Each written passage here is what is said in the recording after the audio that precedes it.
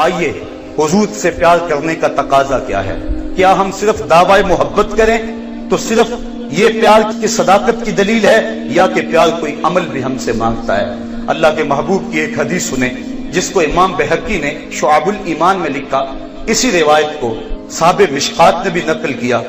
اللہ کے محبوب وضو کرنے بیٹھے تو صحابہ حضور کے وضو کے پانی کو زمین پر نہیں گرنے دیتے، وہ پانی کو اپنے ہاتھوں پہ لے لیتے اور منہ پہ مل لیتے، اور جس کو پانی میسر نہیں ہے وہ ان گیلے ہاتھوں سے ہاتھ مس کر کے اپنے چہرے پہ مل لیتا۔ جنہ اکھیاں دل بر ڈٹھا وہ اکھیاں ہی تک لیا، تو ملے ہو تا ساجن ملیا ہن آساں ہی لگ گئی۔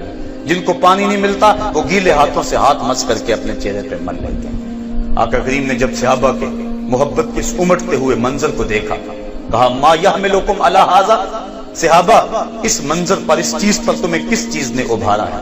تم یہ ایسا کیوں کرتے ہو؟ میرے وضو کے پانی کو اپنے ہاتھوں پہ لیتے ہو، منہ پہ ملتے ہو، جس کو میسر نہیں ہے وہ ہاتھوں سے ہاتھ جوڑ کر پھر مل لیتا ہے۔ ما یحملکم علی ھذا، تمہیں کس چیز نے اس بات پر ابھارا کہ تم یہ کام کرو؟ صحابہ نے عرض کی حب اللہ و رسولہ، اللہ اور اس کے رسول کا پیار ہمیں اس سمت لے آیا۔ آقا کریم نے ان کی اس بات کی نفی نہیں کی، بلکہ حضور نے اس کے ساتھ عملی تقاضے کا حکم دیتے ہوئے فرمایا، جو بندہ یہ پسند کرے کہ ان یحب اللہ ورسولہ او یحبہ اللہ ورسولہ، جس سے اللہ اس کا رسول پیار کرے یا اللہ اور اس کے رسول سے وہ پیار کرے، تو اس کے لیے لازم ہے جب وہ زبان کھولے تو اس کے لبوں پہ سچائی کے علاوہ اور کچھ نہ ہو، اور جب تمہارے پاس امانت رکھی جائے تو اس امانت کے اندر بھی تم خیانت نہ کرنا، اس کو ادا کر دینا۔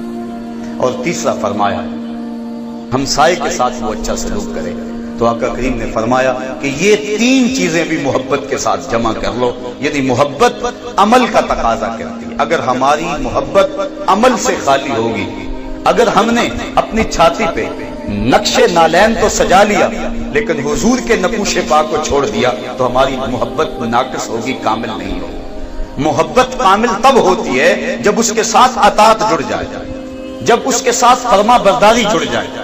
اللہ کے محبوب علیہ السلام نے ارشاد فرمایا لا یؤمن احدکم حتی یکون ہواہ تبعا لما جئت، اتنی دیر تک کوئی شخص کامل مومن نہیں ہو سکتا جب تک جن چیزوں کو میں لے کر آیا ہوں اپنے نفس کو ان کے تابع نہ کر دے۔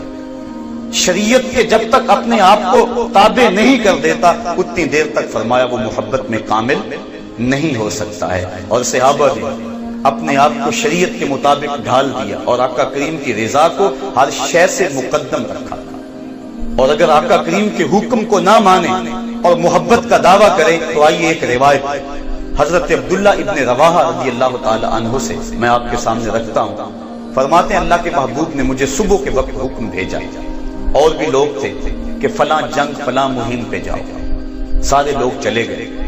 میں نے سوچا کہ میرے پاس اونٹنی موجود ہے اور میں نماز جمعہ حضور کے پیچھے پڑھوں گا اور جمعے میں حضور کا خطبہ سنوں گا، اور پھر اس کے بعد میں بھی بھاگ کر ان کے ساتھ شامل ہو جاؤں گا۔ اس خواہش میں نے باقیوں کو بھیج دیا اور خود نہ گیا۔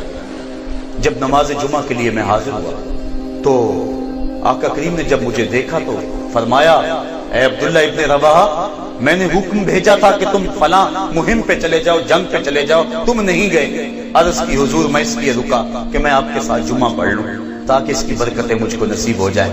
تو آقا کریم نے فرمایا کہ جب میں نے تمہیں کہا تھا صبح چلے جاؤ تو تم جمعے کے لیے رک گئے۔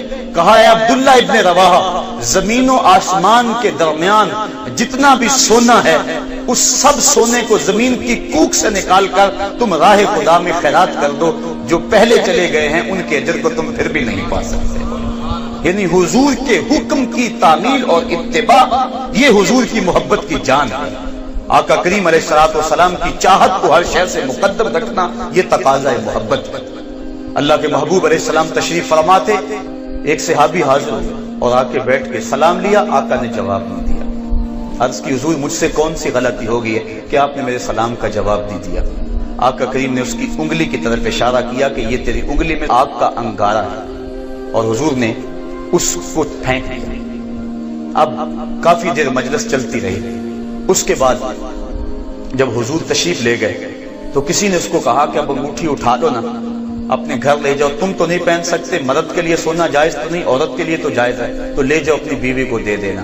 تو وہ صحابی کہنے لگے لا واللہ لا آخذہ ابدا وقد طرحہ رسول اللہ صلی اللہ علیہ وسلم، کہا اللہ کی قسم میں اسے کبھی بھی نہیں اٹھاؤں گا جس کو اللہ کے رسول نے پھینکا۔